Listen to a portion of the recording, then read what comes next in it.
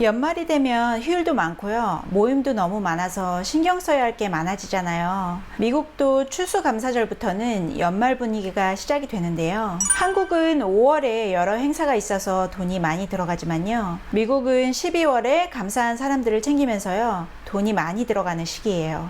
그만큼 부담도 많이 되는 시기라서 누구한테 감사 표현을 할지도 고민이 많이 되는데요. 그 중에서 신경이 쓰이는 부분은 빌딩에서 일하고 있는 스태프들일 거예요. 렌트 빌딩에 살고 있는 분들은 무심하게 지나가신 분들 많으실 텐데요. 근데 콘도나 코압에 살면은요, 매니지먼트에서 12월 초에 이메일을 받으실 거예요. 이 이메일에는요, 스태프들 사진이랑요, 직책이랑 재직기간이랑요, 이름을 알려주는 경우가 많아요. 개인적으로 감사 표현을 할 수 있도록 보내는 건데요. 이때 누구한테 얼마를 줘야 할지 고민되실 거예요. 제가 이전에도 빌딩 스태프 연말 팁에 대해서 다뤘던 적이 있거든요.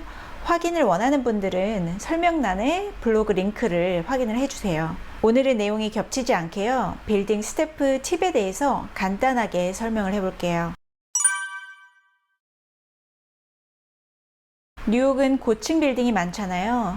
그래서 빌딩의 도어맨이랑 다른 빌딩 스태프가 많아요. 연말에 빌딩 스태프 인원을 보고 깜짝 놀라시는 경우도 많을 거예요. 모르는 직원들도 확인할 수 있는 좋은 기회이기도 한데요.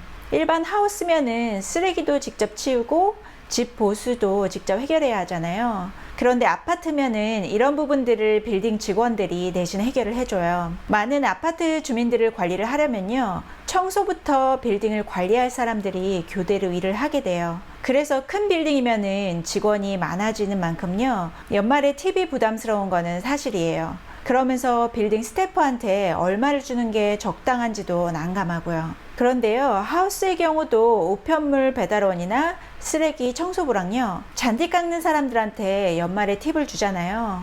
이 팁을 빌딩 직원이 받는다고 생각하면 될 것 같아요. 그 대신에 아파트에 살 경우에는요, 연말에 메일박스에요, 감사 팁을 따로 넣어주시는 게 좋아요. 왜냐하면요, 우편물을 배달하는 분들은요, 빌딩 직원이 아니라서요, 팁을 따로 주지 않으면 받을 기회가 없어요. 보통 연말 팁은 현금으로 많이 주는 편이에요. 선물도 좋긴 하지만요, 식당 서버들처럼 매번 돈을 받지는 않잖아요. 그래서 한 번 받는 팁이면은 현금을 더 선호해요.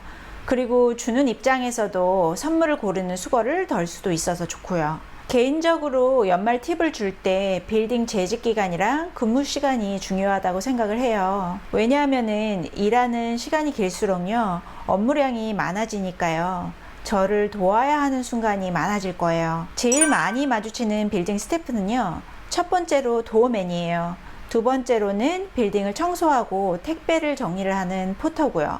세 번째는 빌딩의 전반적인 일을 관리하는 레지던스 매니저나요, 슈퍼나 핸디맨 순으로 보게 되실 거예요. 평일 낮 시간에 일하는 도어맨을 제일 많이 보게 되고요. 도움도 많이 받게 되는데요. 평일에 일하는 포터도 마찬가지예요. 택배가 왔을 때 물건을 가져다 주면서 많이 보게 돼요. 그리고 집에 복잡한 문제가 생기면은요, 레지던스 매니저나 아니면은 슈퍼나 핸디맨을 만나게 될 거예요. 지난 블로그 내용처럼요, 고급 콘도의 경우는 레지던스 매니저랑요, 슈퍼나 핸디맨이 따로 있어요. 그렇지 않으면은 보통 슈퍼가 세 분야로 나눠진 일을 모두 담당하게 되는데요. 이런 경우에는 작은 빌딩일 경우가 많아요. 그래서 내가 도움을 많이 받는 순서로 많은 팁을 주시면 되고요. 도움을 많이 받는 순서로 대략 한 사람당 150에서 300불 사이를 주시고요. 그 다음으로는 100불에서 200불 사이를 주시고요. 나머지는 40에서 80불 사이를 주시면 적당해요.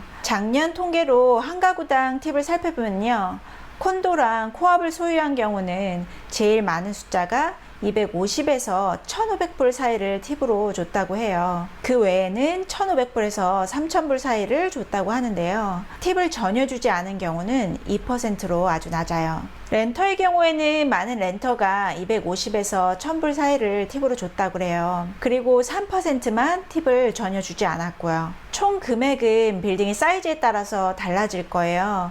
빌딩이 크면은 일하는 직원 수가 많아지잖아요. 그래서 빌딩 스태프마다 작은 금액을 주더라도요, 총 금액은 높아지는 거예요.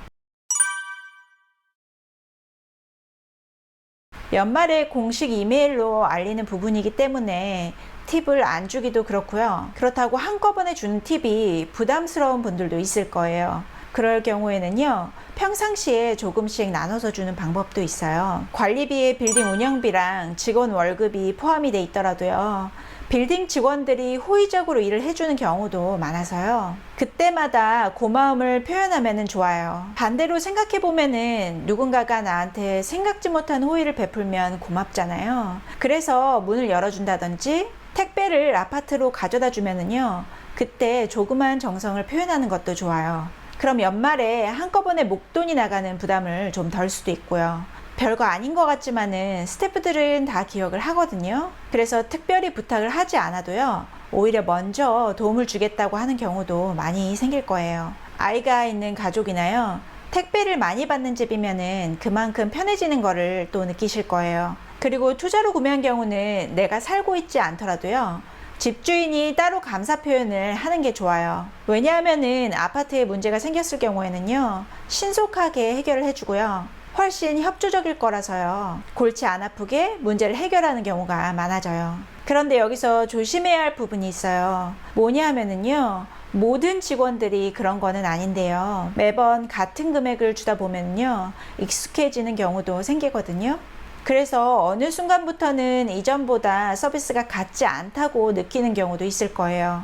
그래서 매번 주는 것보다는요, 큰 도움을 줬을 때 20에서 60불 정도 적당히 주는 게 좋아요. 그리고 오늘 설명드리는 내용은 팁을 얼마나 줘야 할지 막연한 분들을 위해서요, 가이드를 해드린 거예요. 팁은 순전히 내가 얼마나 고마운지를 빌딩 스태프들한테 표현하는 거잖아요. 그래서 절대로 절대적인 거는 아니에요. 그리고 돈을 주시는 게 부담스러우면요, 평소에 커피나 아침을 사러 나갈 때 같이 주문을 해서 줄 수도 있어요.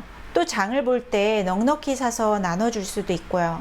이렇게 고마움을 표현하는 방법이 무조건 돈은 아니기 때문에요, 가지고 계신 상황에서 최선을 보여주시면은 빌딩 스태프들도 충분히 고마움을 전달받을 거예요. 그리고 연말 팁에 돈만 넣는 것보다는 간단하게 감사 인사를 적은 편지랑요, 같이 주시는 거를 권해드려요. 짧은 노트여도 상관없거든요. 그래서 감사 표현을 꼭 해주세요. 그리고 주변에 세탁소나 미용실 같이 정기적으로 가는 곳이 있으면요, 그분들께도 감사 인사 하시는 거 잊지 마시고요. 그럼 오늘도 좋은 하루 보내세요. 감사합니다.